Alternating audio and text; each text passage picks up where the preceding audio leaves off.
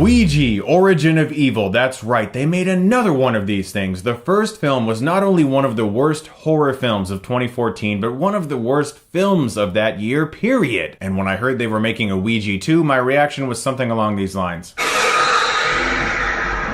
But then I heard it was going to be directed by Mike Flanagan, the man who made Oculus, a horror film that I find very underrated, as well as this year's Hush, which debuted on Netflix earlier in the year. And suddenly things were looking up. Ouija Origin of Evil is about a family that has recently gone through a tragedy, and this family runs a scam. They invite people to their house, and they try to make people feel like they're communicating with the dead, and they think it's all cool, they're making a few bucks on the side, until the mother brings home a Ouija board one day, and the young daughter experiments with it, and things go to shit from there. For the family, not for us as audience members, because this is genuinely one of the best horror sequels ever made. I walked out of this film so happy. This movie was a breath of fresh air, similar to most of Mike Flanagan's movies, because he has a way of directing that is so against the mainstream for horror. Not just in the directing and editing style, which I'll get into in a second, but in the way this film recreates a retro feel. The movie takes place in the 60s, and Flanagan is dead set on making sure we feel like we're watching a film that takes place there.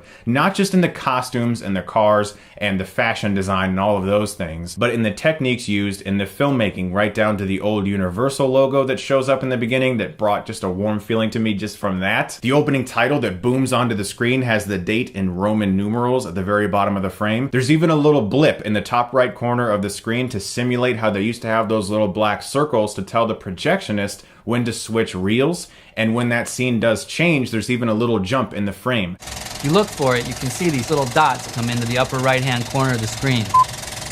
In the industry, we call them cigarette burns. Now, a lot of people aren't even going to notice these small touches. They're just going to fade into the background for most viewers. But for people who notice these things, that is so cool. The fact that Flanagan took the time to set up these little things to really recreate the idea that you're watching a movie that was even maybe made in the 60s, even though we know it wasn't, but the whole feel of it all just harnesses that. He gives so much fine-tuned precision to the way shots are cut together. There is a great level of silence throughout this film. There is an amazing lack of jump scares. What he does in this movie to scare you is so unique and made me so happy. In this film, when he cuts to something horrifying, he just puts it on the screen. He does not accompany it with a loud blast of music telling us that we should be scared. This music in horror films commonly tells us how to react. Whenever there's a big boom, we call them jump scares, this music tells us that we should be scared. He chooses to cut to something horrifying and just place it on the screen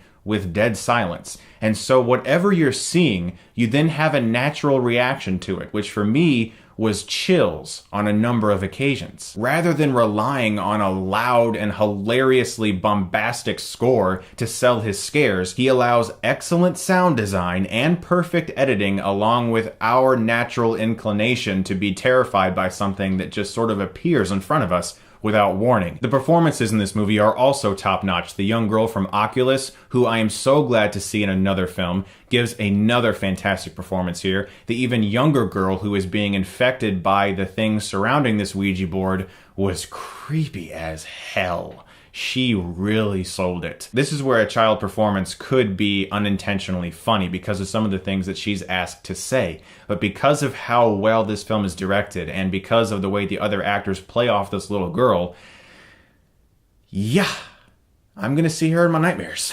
Elizabeth Reaser as the mother who's witnessing all of these horrifying things happen to her family was also fantastic. Henry Thomas gets a really meaty role as a priest who works for the school who gets involved with this as well. What's also so great is that this film highlights characters over scares. It takes its time to set up real people. You genuinely do start to care for these girls who are in this struggling family. And so when scary stuff really gets nasty towards the third act, it highlights their emotional reaction to these horrifying things, rather than just having a whole bunch of stuff pop out at you. The fact that you are emotionally invested in these characters towards the end makes the scares even greater because there's an emotional depth behind it, and the backstory that is eventually revealed, for me it really worked, because a lot of times in horror movies there's always this moment where somebody goes, well, this is what you're dealing with, yep, sorry, some shit happened once, and I guess you're kind of screwed. While this film does fall into that, it's kind of expected, and this film does it in the best way you could, in a way that is genuinely startling and, again, creepy.